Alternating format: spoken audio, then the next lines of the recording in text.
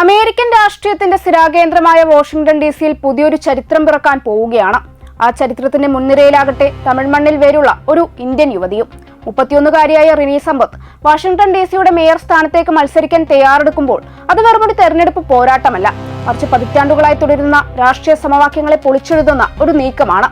American തലസ്ഥാന നഗരിയുടെ mayor സ്ഥാനത്തേക്ക് മത്സരിക്കുന്ന ആദ്യ ദക്ഷിണേന്ത്യൻ സ്ഥാനാർത്ഥി എന്ന സവിശേഷതയോടെ റിനി നടത്തുന്ന ഈ ചുവടുവെപ്പ് ഇതിനോടകം തന്നെ അന്താരാഷ്ട്ര മാധ്യമങ്ങളിൽ വലിയ ചർച്ചയായി മാറിക്കഴിഞ്ഞു. ഡെമോക്രാറ്റിക് പാർട്ടിയെ പ്രതിനിധീകരിക്കുന്ന റിനി സമ്പത്ത് താൻ പരമ്പരാഗത രാഷ്ട്രീയക്കാരിയല്ലെന്ന നിലപാടാണ് മുന്നോട്ട് വയ്ക്കുന്നത്.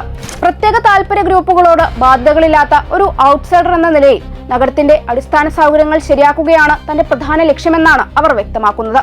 കുഴികൾ നികത്തുന്നതിൽ നിന്ന് തുടങ്ങി പൊട്ടോമാക് നദിയിലെ മലിനജല പ്രശ്നങ്ങൾ പരിഹരിക്കൽ, 911 സേവനങ്ങളുടെ പ്രതികരണ സമയം മെച്ചപ്പെടുത്തൽ, ജീവിത ചെലവ് കുറയ്ക്കൽ തുടങ്ങിയ വിഷയങ്ങൾ അവരുടെ പ്രചരണത്തിന്റെ പ്രധാന അജണ്ടയാണ്. തമിഴ്നാട്ടിലെ തേനിയിൽ ജനിച്ച റിനി സമ്പത്ത് 7 വയസ്സിൽ അമേരിക്കയിലെത്തി. കഴിഞ്ഞ ഒരു പതിറ്റാണ്ടിലേറെയായി വാഷിംഗ്ടൺ ഡിസിയിൽ അവർ താമസിക്കുകയാണ്. സദേൺ കാലിഫോർണിയ യൂണിവേഴ്സിറ്റിയിൽ പഠിച്ച അവർ മുൻ അമേരിക്കൻ പ്രസിഡന്റ് ബറാക് ഒബാമയുടെ ഭരണകാലത്ത് നാഷണൽ ക്യാമ്പസ് ലീഡർഷിപ്പ് കൗൺസിലിൽ പോളിസി ഡയറക്ടറായി സേവനമനുഷ്ഠിച്ചിട്ടുണ്ട്. തുടർന്ന് ബൂസ് അലൻ ഹാമിൽട്ടൺ പോലുള്ള പ്രമുഖ സ്ഥാപനങ്ങളിൽ സീനിയർ കൺസൾട്ടന്റായും ഇപ്പോൾ താരേസ് എന്ന സ്ഥാപനത്തിന്റെ ഡയറക്ടറായും പ്രവർത്തിക്കുന്നു. വാഷിംഗ്ടൺ ഡിസി രാഷ്ട്രീയത്തിൽ ഡെമോക്രാറ്റുകൾക്ക് ശക്തമായി പിടിയുള്ള സാഹചര്യത്തിലാണ് റിനി സമ്പത്തിന്റെ ഈ പ്രവേശനം. 1975 മുതൽ ഇന്നുവരെ ഈ നഗരത്തിൽ റിപ്പബ്ലിക്കൻ മേയർ ഉണ്ടായിട്ടില്ലെന്നത് തന്നെ ഇതിന്റെ തെളിവാണ്. ജൂൺ 16-നാണ് പ്രൈമറി തെരഞ്ഞെടുപ്പ് നടക്കുന്നത്.